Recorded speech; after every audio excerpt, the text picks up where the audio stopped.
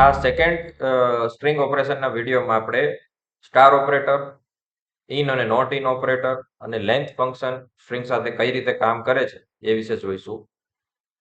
સો એના માટે સૌથી પહેલા આઇડલ એન્વાયરમેન્ટ ઓપન કરીએ અને નવી ફાઇલ બનાવીને ટી ડ્રાઈવમાં સેવ કરી દઈએ. ઓકે, સો પ્રેક્ટિસ માટે સૌથી પહેલા હું એક સ્ટ્રિંગ બનાવીશ, એમાં એપલ સેવ કરું છું અને આપણે આ પ્રોગ્રામને રન કરી દઈએ. str1 સેવ થયેલું છે. સો str2 હું લખું છું, એમાં લખીશ str1 સ્ટાર 3. હવે આનો શું મતલબ થશે પ્રિન્ટ કરીને જોઈએ str2 ને અને રન કરીએ તો 3 વખત એપલ પ્રિન્ટ થયેલું તમને બતાવે છે. str1 માં એપલ હતું તે 3 વખત પ્રિન્ટ થયેલું તમને str2 માં બતાવે છે. સ્ટાર ઓપરેટરની મદદથી તમે કોઈ પણ સ્ટ્રિંગને સ્ટાર પછી જેટલા નંબર લખેલા છે એટલી વખત રિપીટ કરીને નવી સ્ટ્રિંગ બનાવી શકશો. ઓકે, તો જ્યાં પણ ડેટા રેપ્લિકેશન કરવાની જરૂર હોય ત્યારે ક્વિકલી તમે એ કામ કરી શકશો. બરાબર છે? નહીં તો આ જ વસ્તુ માટે તમારે એક નાનો પ્રોગ્રામ, ફોર લૂપ વગેરે લખવું પડે, વેરિયેબલ લેવા પડે, તો એક વાક્યમાં આ વસ્તુ થઈ જશે. ઓકે, સેકન્ડ છે આપણે પહેલા એક સેમ્પલ સ્ટ્રિંગ લઈશું str3. This is a sample string. Okay, અને str4 માં આપણે લઈએ that.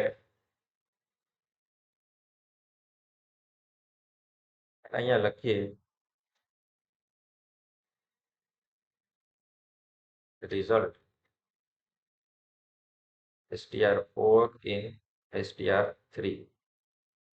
અહીંયા રિઝલ્ટ વાયને પ્રિન્ટ કરી દઈએ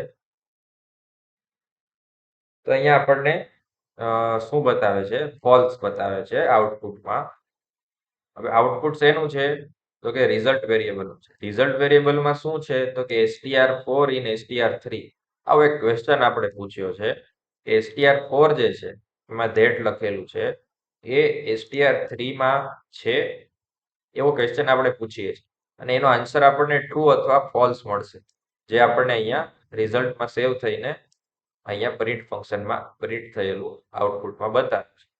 સપોઝ આપણે એવું લખીએ નોટ ઇન str3 કે નથી એવું ચેક કરીએ છીએ, ના હોય તો ટ્રુ આવશે.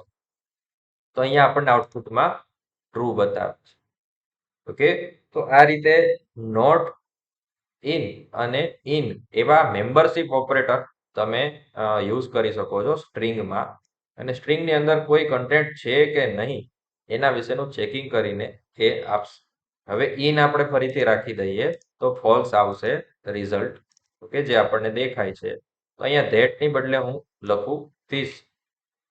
ઓકે, તો આઉટપુટમાં શું આવશે? ફરીથી ફોલ્સ આવશે. શું કામ? તો કે અહીંયા જે ચેકિંગ થાય છે ધેટ ઇઝ કેસ સેન્સિટિવ. બરાબર છે? કેસ સેન્સિટિવ છે. ઓકે, તો એના લીધે જ્યારે તમે ધીસ લખો છો એ આ ધીસથી જુદું થઈ જાય છે, એટલે તમને આઉટપુટમાં અહીંયા ફોલ્સ આવે છે.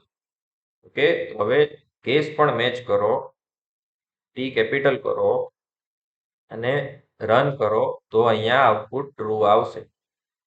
આ કેપિટલ વાળું ધીસ જે છે એ આ વાક્યમાં છે, that is why it is giving you output as true.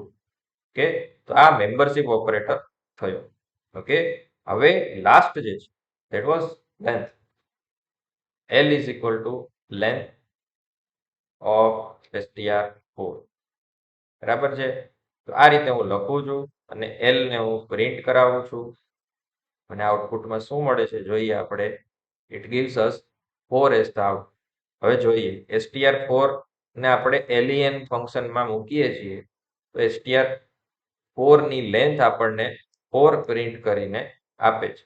str4 ની અંદર શું છે તો કે આ શબ્દ છે, વાક્ય નથી, શબ્દ છે. એની અંદર 1 2 3 અને 4 અક્ષરો છે. જે આપણને લેન્થ તરીકે અહીંયા આઉટપુટમાં આપે છે. તો અહીંયા એક ઉપર મોટું વાક્ય છે str3 માં કે તો એમાં str3 ની બદલે આપણે str1 ની લેન્થ પહેલા પ્રિન્ટ કરીએ. એપલમાં 5 અક્ષરો છે તો 5 પ્રિન્ટ થવું જોઈએ જે મને સ્ક્રીન ઉપર મળે છે. હવે str1 ને 3 વખત આપણે પ્રિન્ટ કરીને str2 માં સેવ કરેલું હતું તો str2 માં એના 3 ગણા કેરેક્ટર એટલે કે 15 હોવા જોઈએ, જે આપણને અહીંયા ખાલી ઇક્વેશનના ફોર્મમાં દેખાય છે. બરાબર છે. તો જોઈએ str2 ની લેન્થ 15 આવે છે કે નહીં. તો અહીંયા આપણને 15 એની લેન્થ બતાવે છે. તો આ રીતે લેન્થ ફંક્શનનો ઉપયોગ તમે સ્ટ્રિંગની લેન્થ જાણવા માટે કરી શકો. લેટર ઓન સ્ટ્રિંગ રિલેટેડ બીજા ઓપરેશન્સ કરવાના હોય ત્યારે લેન્થ જો જાણતા હોય આપણે તો આપણને સરળતા રહે એટલા માટે લેન્થ ફંક્શન આપે.